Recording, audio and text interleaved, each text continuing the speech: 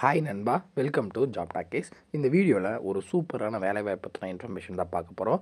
என்ன அப்படின்னா, நம்ம எல்லாருமே எதிர்பார்த்து கொண்டிருந்த மினிமம் 10th பாஸ் பண்ணியிருந்தால் போதும். அது கூட இல்லைங்க, 8th பாஸ் பண்ணவங்களுக்கும் வேலை இருக்குது.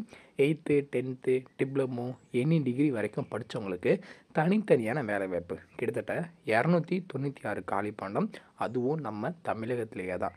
ஸோ இந்த டிக்கெட் கொடுக்குற வேலைவாய்ப்புன்னு சொல்லுவோம் இல்லையா, அந்த மாதிரியான கேட்டகரியில் ஒரு சூப்பரான வேலைவாய்ப்பு இந்து சமய அறநிலையத்துறையிலேருந்து கொடுத்துருக்குறாங்க. ஸோ இதுக்கு நமக்கு பிளேஸ் ஆஃப் போஸ்டிங் எங்கே, என்னென்ன பதவிகள், ஜூனியர் அசிஸ்டன்ட், சூப்பரண்டன், இன்ஜினியர், ஹெல்ப்பர் எல்லாமே, அதாவது சொல்லிட்டேன் 8th பாஸ்லேருந்து எனி டிகிரி வரைக்கும் 296 காலிப்பண்டங்கள். நமக்கான ஸ்டார்டிங் சேலரி வந்து பார்த்திங்கன்னா 25,000 இருக்குது. ஒவ்வொரு பதவிக்கும் தனித்தனியான சேலரி மாறுதுங்க. இதுக்கு அப்ளை பண்ணுறதுக்கு 7/1/2025 வரைக்கும் டைம் கொடுத்துருக்குறாங்க. ஸோ இந்த வேலைவாய்ப்பு எங்கேருந்து வந்திருக்கு, யாரெல்லாம் விண்ணப்பிக்கலாம், எப்படி விண்ணப்பிக்கலாம் அப்படின்ற முழு தகவலை வீடியோக்குள்ளே முழுமையாக ஷேர் பண்ணியிருக்கேன். கொஞ்சம் கூட ஸ்கிப் பண்ணாமல் பாருங்கள். ஸோ இதுக்கு அப்ளை பண்ணுறதுக்கு எந்த ஒரு ஃபீஸும் கிடையாது. முக்கியமாக இதுக்கு பார்த்திங்கன்னா எந்த ஒரு தேர்வும் கிடையாது. அப்புறம் எப்படி தேர்ந்தெடுக்கிறாங்க அப்படின்றது தான் வீடியோக்குள்ளே முழுமையாக ஷேர் பண்ணியிருக்கேன். வீடியோவை கொஞ்சம் கூட ஸ்கிப் பண்ணாமல் பாருங்கள். இதே மாதிரி அடுத்தடுத்து வரக்கூடிய வேலைவாய்ப்பு பற்றிய தகவல்களை உடனுக்குடன் தெரிஞ்சுக்க நம்ம ஜாப் டாக்கீஸ் சேனலை மறக்காமல் சப்ஸ்கிரைப் பண்ணி வச்சுக்கோங்க. முடிஞ்ச அளவுக்கு இந்த வீடியோவை நிறைய பேருக்கு ஷேர் பண்ணி விடுங்க.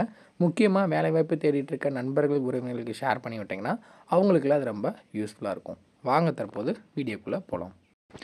இந்த வேலை வாய்ப்புக்கான அஃபிஷியலாக வந்திருக்கூடிய நோட்டிஃபிகேஷன், அப்ளிகேஷன் ஃபார்மோட லிங்க் எல்லாமே வீடியோ கீழே டிஸ்கிரிப்ஷனில் கொடுத்துருக்கேன். ஸோ இதுதான் இதற்கான அப்ளிகேஷன் ஃபார்ம். இது எப்படி ஃபில் பண்ணுறது அப்படின்னா, இங்கே உங்கள் ஃபோட்டோ ஒட்டிட்டு இதில் நீங்கள் சைன் பண்ணணும் அப்படின்றத சொல்லியிருக்காங்க. அப்புறம் உங்களுடைய பெயர், தந்தை, கணவர், பாதுகாவலர் பெயர், பிறந்த தேதி மற்றும் வயது, அதே மாதிரி உங்களோட பாலினம் என்ன, நிரந்தர முகவரி என்ன, உங்களுடைய 12 இலக்க ஆதார் அட்டை எண் எழுதணும், கைபேசி எண், மின்னஞ்சல் முகவரி, அதுக்கப்புறம் உங்களோட ரிலீஜியன் என்ன, அது மட்டும் இல்லாமல் 18 வயசு பூர்த்தி அடைஞ்சிருக்கீங்களா, உங்களோட வயது என்ன அப்படின்றத நீங்கள் குறிப்பிடணும். கல்வி தகுதி, என்ன பதவிக்கு விண்ணப்பிக்கிறீங்களோ அதற்கான கல்வி தகுதி இங்கே குறிப்பிடணும். அது மட்டும் இல்லாமல் வெளித்துறை மற்றும் உள்துறை பணியிடத்திற்கான கல்வி தகுதி நம்ம நிர்ணயிக்கப்பட்டதுக்கு கல்வி தகுதி இருக்கா அப்படின்றத எஸ்ஆர்னோ அப்படின்றத குறிப்பிடணும். அதோட சர்டிஃபிகேட் நம்பர் குறிப்பிடணும். இதர தகுதிகள் ஏதாவது இருப்புன்னா அதை பற்றின டீட்டெயில், அதே மாதிரி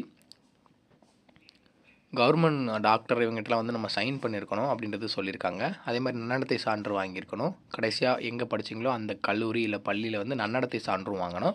அதெல்லாம் எப்படி வாங்கணும்னா அதுக்கு ஒரு தனி ஃபார்மட் கொடுத்துருக்காங்க, அதில் நீங்கள் வாங்கிக்கலாம். அதே மாதிரி இதெல்லாம் பார்த்திங்கன்னா இல்லை இல்லை இல்லை அப்படின்றத நீங்கள் டிக் பண்ணிடலாம். ஏதாச்சும் எக்ஸ்பீரியன்ஸ் இருக்குன்னா அதை பற்றின டீட்டெயில் குறிப்பிடணும். இல்லை அப்படின்னா நீங்கள் அதை பிளாங்காகவே விட்டுடலாம். இதுக்கப்புறம் பார்த்திங்கன்னா ஏதாச்சும் நீங்கள் முன்னுரிமை கோர்றீங்களா, இல்லை அறநிலைத்துறையில் உங்களுடைய வீட்டில் யாராவது ஒர்க் பண்ணுறாங்களா, அவங்கள பற்றின டீட்டெயில் எல்லாமே இதில் கேட்டிருக்காங்க. ஸோ இதில் உறுதிமொழி, உங்களுடைய பெயர், உங்களோட அப்பா பேர் குறிப்பிட்டுட்டு, விண்ணப்பதாரரோட கையொப்பம், உங்களோட சைன் பண்ணிட்டு இடம் மற்றும் நாள் அப்படின்றத நீங்கள் கரெக்டாக குறிப்பிட்டுட்டு, இது கூட உங்களோட சர்டிஃபிகேட்டோட ஜெராக்ஸ் எல்லாமே அட்டாச் பண்ணணும். என்னென்ன சர்டிஃபிகேட்லாம் அட்டாச் பண்ணணும் அப்படின்னு பார்த்தீங்கன்னா, உங்களுடைய education qualification, Aadhaar card, community certificate இதோட ஜெராக்ஸ் அதுலேயே நீங்கள் சைன் பண்ணியிருக்கணும். இதெல்லாம் அட்டாச் பண்ணி 1/7/2025 அன்றைக்கி ஈவினிங் 5 மணிக்குள்ளே இந்த அட்ரஸ்க்கு ரீச் ஆகிற மாதிரி சென்ட் பண்ணணும் அப்படின்றது சொல்லியிருக்காங்க. ஸோ இதற்கான அஃபிஷியல் நோட்டிஃபிகேஷனை பார்த்துடலாம், என்னென்ன பதவிகள் கொடுத்துருக்காங்க அப்படின்னு. ஸோ இந்த வேலைவாய்ப்பு எங்கேருந்து வந்திருக்கு அப்படின்னு பார்த்தீங்கன்னா, நம்ம சொல்லியிருந்தோம். ஃபஸ்ட்டு பார்த்திங்கன்னா அருள்மிகு தண்டாயுதபாணி சுவாமி திருக்கோயில் பழனியிலேருந்து தான் நமக்கான வேலைவாய்ப்பு வந்திருக்கு. அப்போ செலக்ட் ஆகிற பட்சத்தில் பழனி கோயிலில் தான் நமக்கான வேலைவாய்ப்பு இருக்கும். ஸோ திண்டுக்கல் மாவட்டம் பழனி நகர் மற்றும் வட்டம் அருள்மிகு தண்டாயுதபாணி சுவாமி திருக்கோயிலில் காலியாக உள்ள இந்த வேலைவாய்ப்புக்கு நேரடி பணி நியமனம் மூலம் ஆட்களை தேர்வு செய்கிறாங்க. ஸோ இதை பொறுத்தளவுக்கு பார்த்திங்கன்னா இளநிலை உதவியாளர் பதவியின் பெயர் இளநிலை உதவியாளர். இதுக்கு காலிப்பணம் 7 இருக்குதுங்க. Level 22 salary. First one salary பார்த்திங்கன்னா 18,500 அப்படின்ற பேசிக் பேல ஸ்டார்ட் பண்ணி 58,500 அப்படின்றது இருக்கும். ஸோ இதுக்கு நீங்கள் 10th பாஸ் பண்ணியிருந்தால் போதும். அதே மாதிரி சீட்டு விற்பனையாளர், டிக்கெட் கொடுக்குற வேலை, இதுக்கு 13 காலிப்பணம் இருக்குது. இதுக்கும் லெவல் 22 சேலரி. 10ஆம் வகுப்பு தேர்ச்சி பெற்றிருந்தால் போதும். இது எல்லாத்துக்குமே மேக்ஸிமம் 3 பதவிக்கு 10ஆம் வகுப்பு தேர்ச்சி பெற்றிருந்தால் போதும். அப்புறம் சத்திரம் காப்பாளர் அப்படின்றதுக்கும் அதே தான் 16 காலிப்பணம் இருக்குது, 10ஆம் வகுப்பு தேர்ச்சி பெற்றிருந்தால் போதும். ஸோ அதுக்கப்புறம் பார்த்திங்கன்னா சுகாதார மேஸ்திரி அப்படின்றது 2 காலி பணியிடம் இருக்குது. லெவல் 17 சேலரி 15,900லேருந்து 50,400 வரைக்கும் உங்களுக்கான சேலரி இருக்கும். தமிழ் எழுத படிக்க தெரிஞ்சிருந்தால் போதும்.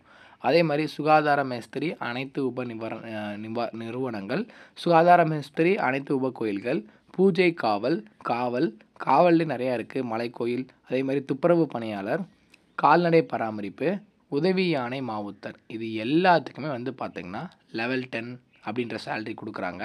தமிழ் எழுத படிக்க தெரிஞ்சிருந்தால் போதும்.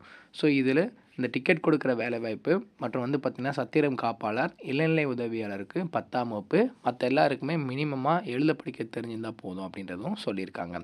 அதுக்கப்புறம் தொழில்நுட்ப காலிப்பணிகள் டெக்னீஷியன் கேட்டகரியில் உதவி பொறியாளர் மின்னணுவியலில் வந்து பார்த்திங்கன்னா ஒரு காலிப்பணியிடம் இருக்குது. இதுக்கு வந்து 36,700லேருந்து 1,16,200 வரைக்கும் உங்களுக்கான சேலரி இருக்கும். இதுக்கு வந்து பார்த்திங்கன்னா பேச்சுலர் டிகிரி இன் எலக்ட்ரானிக்ஸ் இல்லை அப்படின்னா கம்யூனிகேஷன் இன்ஜினியரிங்கில் படிச்சிருக்கணும்.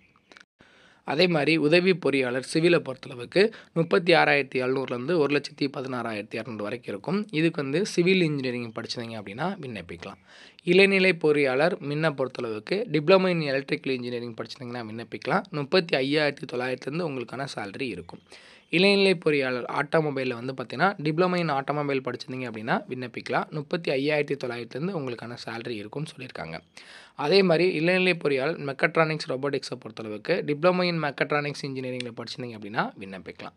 அதே மாதிரி மேற்பார்வையாளர் சிவிலை பொறுத்தளவுக்கு லெவல் 27 20,600லேருந்து 65,500 வரைக்கும் உங்களுக்கான சேலரி இருக்கும். டிப்ளமோ இன் சிவில் இன்ஜினியரிங் படிச்சிருந்தீங்க அப்படின்னா விண்ணப்பிக்கலாம். அதே மாதிரி மேற்பார்வையாளர் இயந்திரவியல் மெக்கானிக்கல், தொழில்நுட்ப உதவியாளர் மின்னணுவியல், தொழில்நுட்ப உதவியாளர் டிஇசிஇ, இதுக்கெல்லாம் வந்து பார்த்திங்கன்னா அந்தந்த கேட்டகரியில் நீங்கள் டிப்ளமோ படிச்சிருக்கணும் அப்படின்றது சொல்லியிருக்காங்க. தொழில்நுட்ப உதவியாளர் அப்படின்றதுக்கும் இயந்திரவியலில் கேட்டிருக்காங்க. டிப்ளமோ இன் மெக்கானிக்கல் இன்ஜினியரிங் படிச்சிருந்தீங்கன்னா விண்ணப்பிக்கலாம். ஸோ இது மட்டும் இல்லாமல் கணினி இயக்குனர் அப்படின்றத கேட்டகரியில் லெவல் 27 20,600லேருந்து 65,500 வரைக்கும் உங்களுக்கான சேலரி இருக்கும். நீங்கள் must passes diploma in computer science படிச்சிருந்தீங்க அப்படின்னா விண்ணப்பிக்கலாம். ஆய்வக நுட்பனர் பஞ்சாமிரதத்தை பொறுத்தளவுக்கு 35,400லேருந்து 1,12,400 வரைக்கும் இருக்கும். டிகிரி இன் கெமிஸ்ட்ரி இல்லைனா பயோ கெமிஸ்ட்ரியில் படிச்சிருந்தீங்கன்னா விண்ணப்பிக்கலாம். விஞ்ச் ஆப்ரேட்டரை பொறுத்தளவுக்கு 16,600லேருந்து 52,400 வரைக்கும் உங்களுக்கான சேலரி இருக்கும்.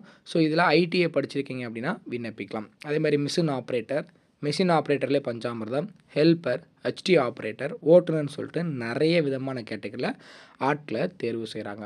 அதுக்கப்புறம் ஆசிரியர் காலி பண்ணுறங்கள ஆகம ஆசிரியர் அர்ச்சகர் பயிற்சிக்கு எடுக்கிறாங்க. 35,900லேருந்து 1,13,500 வரைக்கும். ஸோ இதுக்கு மட்டும் எக்ஸ்பீரியன்ஸ் கேட்டிருக்காங்க. அதுக்கப்புறம் உள்துறை காலி பண்ணங்களை பொறுத்தளவுக்கு அத்தையானப்பட்ட அர்ச்சகர் அப்படின்ற 2 விதமான கேட்டகரியில் தமிழ் எழுத படிக்க தெரிஞ்சிருந்தாலே போதும். 15,900லேருந்து 50,400 வரைக்கும் உங்களுக்கான சேலரி இருக்குது. ஸோ இதில் நீங்கள் என்ன கேட்டகரியில் வரீங்க, உங்களுக்கு என்ன வேலை வாய்ப்பு ஓகேவாக இருக்குது அப்படின்றத செக் பண்ணி பார்த்துட்டு அதுக்கான அப்ளிகேஷன் ஃபார்மை ஃபில் பண்ணி நீங்கள் வந்து அனுப்பலாம். எக்கச்சக்க காலி பணம் டோட்டலாக 296 காலி பணங்கள் கொடுத்துருக்குறாங்க. இதற்கான அஃபிஷியல் வெப்சைட்டில் போய்ட்டு நீங்கள் அஃபிஷியல் நோட்டிஃபிகேஷனையும் அஃபிஷியல் அப்ளிகேஷன் ஃபார்மையும் டவுன்லோட் பண்ணிக்கலாம். டவுன்லோட் பண்ணிவிட்டு அதை கரெக்டாக ஃபில் பண்ணி எந்த அட்ரஸ்க்கு அனுப்பணும் அப்படின்னா இந்த அட்ரஸ்க்கு தான் அனுப்பணும். இணை ஆணையர் செயல் அலுவலர் அருள்மிகு தண்டாயுதபாணி சுவாமி திருக்கோவில், பழனி 624 601 திண்டுக்கல் மாவட்டம் அப்படின்ற அட்ரஸ்க்கு எத்தனாம் தேதிக்குள்ளே வரணும் அப்படின்னு பார்த்தீங்கன்னா 7/1/2025 வரைக்கும் அந்த லாஸ்ட் டேட் கொடுத்துருக்குறாங்க. ஸோ 18 வயசு கம்ப்ளீட் ஆகிருக்கணும், 45 வயசுக்குள்ளே இருக்கணும் வயது வரம்பு. ஸோ இதெல்லாம் கரெக்டாக குறிப்பிட்டுட்டு மேலே அஞ்சல் தர உங்களோட இது ஒட்டுவீங்க இல்லையா, ஸ்டாம்ப் போட்டுவீங்க இல்லை ஸ்பீட் போஸ்ட்டாவோ ரிஜிஸ்டர் போஸ்ட்டாவோ பண்ணும்போது மேலே 2 அட்ரஸ் கரெக்டாக போட்டு அனுப்பணும்.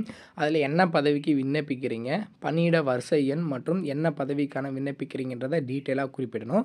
அது மட்டும் இல்லாமல் அது கூட ஒரு A4 கவரும் வாங்கிட்டு 25 ரூபாய் மதிப்புள்ள உங்களோட செல்ஃப் அட்ரஸ் எழுதி 2 அட்ரஸில் உங்கள் அட்ரஸ் எழுதி 25 ரூபாய் மதிப்புள்ள ஸ்டாம்பு ஒட்டி அனுப்பணும்னு சொல்லியிருக்காங்க.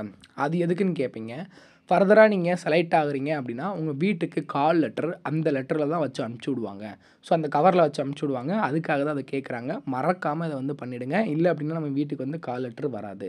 ஸோ இந்த அஃபிஷியல் நோட்டிஃபிகேஷனை உடனே நல்லா டவுன்லோட் பண்ணிக்கோங்க, ரீட் பண்ணிக்கோங்க. டவுன்லோட் பண்ணி நல்லா ரீட் பண்ணிவிட்டு ஃபர்தராக எந்த பதவிக்கு விண்ணப்பிக்க போகிறோம் அப்படின்றத பார்த்து கரெக்டாக விண்ணப்பிச்சா மட்டும்தான் நமக்கான ஜாப் உறுதியாக கிடைக்கும். ஸோ இந்த வேலைவாய்ப்பு எந்த ஒரு தேர்வும் கிடையாது. நேர்காணல் மூலிமா எடுக்க போகிறாங்க. அதேமாதிரி அப்ளை பண்ணுறதுக்கு எந்த ஒரு ஃபீஸும் கிடையாது. ஃப்ரீயாகவே நீங்கள் வந்து அப்ளை பண்ணிக்கலாம். ஜஸ்ட் அப்ளிகேஷனை டவுன்லோட் பண்ணி அதை சென்ட் பண்ணுற காஸ்ட் மட்டும்தான். ஒரு 40 ரூபீஸில் இந்த வேலை முடிஞ்சிடும். ஸோ இதில் ஏதாவது உங்களுக்கு டவுட் இருக்குது அப்படின்னா கீழே கமெண்ட் செக்ஷனில் கேளுங்க. முடிஞ்ச அளவுக்கு இந்த வீடியோவை நிறைய பேருக்கு ஷேர் பண்ணி விடுங்க. முக்கியமாக வேலைவாய்ப்பு தேடிட்டு இருக்க நண்பர்கள், உறவினர்களுக்கு ஷேர் பண்ணி விட்டிங்கன்னா அவங்களுக்குலாம் ரொம்ப யூஸ்ஃபுல்லாக இருக்கும். இதே மாதிரி அடுத்தடுத்து வேலைவாய்ப்பு பற்றிய தகவல்களை உடனுக்குடன் தெரிஞ்சுக்க நம்ம சேனலை மறக்காமல் சப்ஸ்கிரைப் பண்ணி வச்சுக்கோங்க. தேங்க்ஸ் ஃபார் வாட்சிங். தேங்க்யூ.